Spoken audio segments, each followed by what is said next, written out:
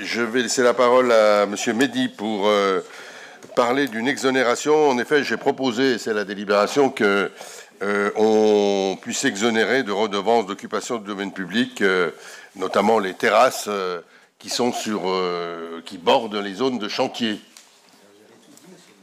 J'ai tout dit, oui. Voilà, effectivement. Donc merci. Comme vous le savez, nous gérons actuellement simultanément des travaux urbains qui sont majeurs, que représentent le prolongement de la ligne du tramway jusqu'au quartier du Perrier et les travaux qui concernent la piétonisation de notre centre-ville. Ces projets ont pour vocation d'offrir une plus grande végétalisation dans notre ville, une meilleure qualité de vie, un réaménagement des espaces publics pour une ville plus agréable et une mobilité plus apaisée. Donc, le projet d'aménagement du tramway est piloté, comme vous le savez, par Annemasse Agglo.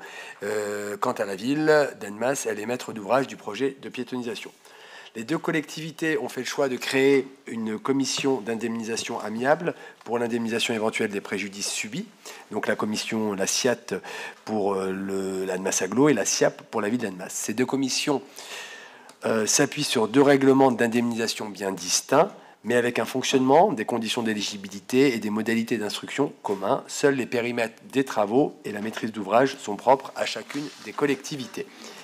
Ces commissions garantissant aux professionnels riverains, se prévalant des préjudices économiques liés aux travaux, transparence, rapidité et indépendance, permettant ainsi, autant que faire se peut, la fixation d'une indemnisation amiable en prenant pour base les principes d'indemnisation retenus par la jurisprudence administrative. En complément de ces actions, et en dépit effectivement de l'ensemble des précautions prises lors de la réalisation des aménagements, la ville d'Annemasse a conscience qu'il y a de fortes perturbations, que les différents chantiers sont susceptibles d'engendrer sur l'activité économique locale. C'est la raison pour laquelle, indépendamment des décisions individuelles qui seront prises par la SIAP, la ville d'Annemasse souhaite mettre en place un dispositif d'exonération des redevances d'occupation du domaine public pour les commerces sédentaires impactés par les nuisances inhérentes à ces travaux ayant installé une terrasse ou un étalage sur le domaine public. Pour aider les commerçants situés dans le périmètre des travaux arrêtés ci-dessous et ayant souscrit une autorisation d'occupation du domaine public aux fins d'installation d'une terrasse ou d'un étalage pour l'année 2024, il est donc proposé de leur accorder une exonération des redevances d'occupation du domaine public pour l'année en cours. Cette mesure pourra être prolongée, le cas échéant, pour l'année 2025 en fonction de l'état d'avancement des aménagements. Bien entendu, dans un souci d'équité, cette exonération concerne les commerces sédentaires disposant d'une terrasse ou d'un étalage situé dans les rues du périmètre concerné par les travaux d'aménagement ou à proximité immédiate et qui n'auraient pas pu maintenir pleinement l'exploitation de ces emprises provisoires en raison des nuisances de tout ordre occasionnées par les chantiers. Donc, je ne vais pas vous citer tout le périmètre, mais ça concerne effectivement l'aire piétonne, place de Faux, rue des Vétérans, la zone de rencontre, rue de Genève, place de l'Hôtel de Ville, rue Molière, avenue de la Gare, la zone du tramway. À titre d'information, il faut savoir que le montant de ces redevances pour l'année 2023, qui était associé à ce périmètre et à l'exploitation d'une terrasse ou d'un étalage, s'élevait à 37 584 € et 60 centimes sur la base des tarifs municipaux qui étaient appliqués pour l'année 2023. Ceci effectivement étant exposé, vu le Code général des collectivités territoriales, considérant qu'il est nécessaire d'apporter un soutien aux acteurs locaux impactés par les travaux d'aménagement du tramway et de piétonisation du centre-ville, il vous est donc proposé d'accorder aux commerces sédentaires situés dans ce périmètre, mentionné ci-dessous, une exonération des redevances d'occupation du domaine public relative à l'exploitation d'une terrasse ou d'un étalage au titre de l'année 2024 et reconductible en 2025 jusqu'au terme des travaux d'aménagement précités. Merci. Merci, c'est une décision qui, moi, me semble tout à fait logique. Voilà. Je voudrais ajouter un mot, parce qu'on sait, hein, on n'a pas les yeux fermés, puis on connaît bien notre ville, que la situation n'est pas facile. Voilà. La situation est complexe, elle est lourde, elle est difficile pour un certain nombre de commerces. Il y en a certains qui s'en sortent mieux que d'autres, et d'autres qui peinent beaucoup.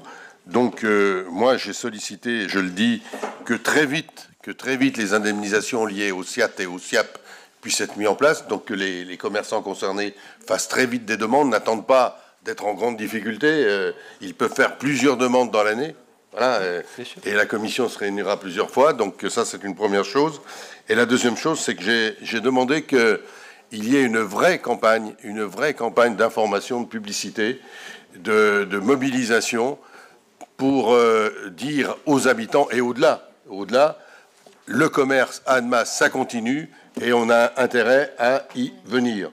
j'ai demandé de manière un peu vive, mais j'espère que ça va marcher, à l'Office du commerce, d'une part, et à l'Office du tourisme, d'autre part, d'être très actifs, en plus des services de com de la ville et de l'agglo, qui travaillent ensemble, d'être très actifs sur ces éléments-là.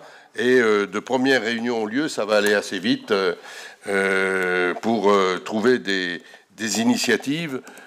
Aussi bien la ville que l'agglo ont dit qu'il s'il fallait mettre un peu d'argent supplémentaire pour ces campagnes d'information et de sensibilisation, on regarderait ça de près et on serait prêt à le faire parce que on a besoin que les gens viennent dans cette ville en leur redisant que l'accès des parkings, voilà, il est ce qu'il est, en redisant que, par exemple, j'ai aussi l'attaque est aussi concernée.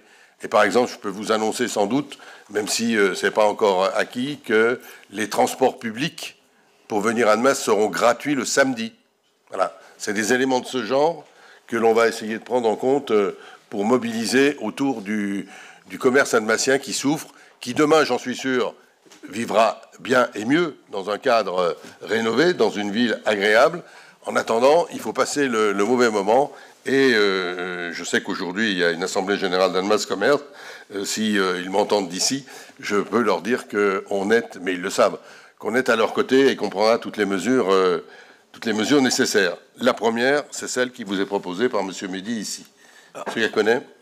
Oui, je ne peux qu'abonder dans ce qui vient d'être dit de toute façon, puisque le constat est le même, quelles que soient les oreilles qui les écoutent. Et je pense, moi, j'ai vraiment beaucoup de mal avec côté Annemasse. Alors, je n'aime pas tirer sur l'ambulance, hein, mais c'est vrai qu'on avait eu une petite lors des tickets de stationnement chez les commerçants. Moi, j'aimerais que côté Annemasse, plutôt qu'on fasse la démarche d'aller chez eux, dans leur mur, sortent de leur mur et aillent au contact des clients. C'est-à-dire, il suffit. Et il y avait dans un très bon programme en 2020 des ambassadeurs de centre-ville qui étaient très intelligentes et très pertinentes d'ailleurs comme remarque, mais voilà, qui allait au contact. C'est-à-dire, il suffit de voir un chaland qui sort d'une boutique. En l'interpellant, en lui disant voilà, vous pouvez avoir je vous donne votre ticket, vous avez acheté. Même si le commerçant ne fait pas partie de l'opération, je pense qu'aujourd'hui, il faut dépasser ce gap-là, et parce que l'argent qui est mis sur côté Annemasse, c'est quand même pas anodin. C'est l'agglo qui le met, c'est vrai, mais c'est pas anodin. La somme est pas anodine, et je pense qu'aujourd'hui, elle doit être mieux ciblée et mieux utilisée. Voilà. Je pense qu'il faut être très inventif. Vous l'avez dit, et tant mieux pour les bus.